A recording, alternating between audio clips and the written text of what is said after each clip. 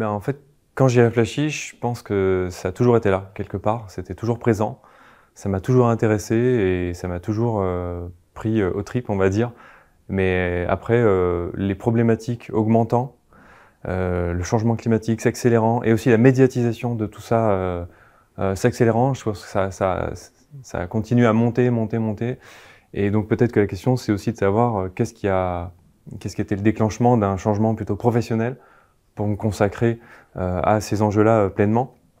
Et là, bah, j'identifie plein de déclics, mais je pense qu'il y a déjà la colère en fait, de l'inaction et le fait que bah, je voyais que j'avais personnellement plein de compétences, j'étais capable de gérer des projets complexes en entreprise.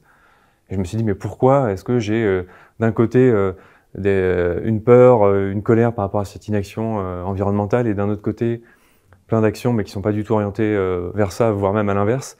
Et là, bah, je me suis dit, il faut réconcilier les deux. Et donc, il vaut mieux voilà, dédier plutôt en fait, ma profession à ça. Mais ce qui m'a aidé vraiment à franchir le pas aussi, c'est aussi d'avoir un enfant qui permet de se projeter beaucoup plus sur le monde qu'on veut laisser et aussi sur le modèle d'éducation qu'on veut laisser à ses propres enfants.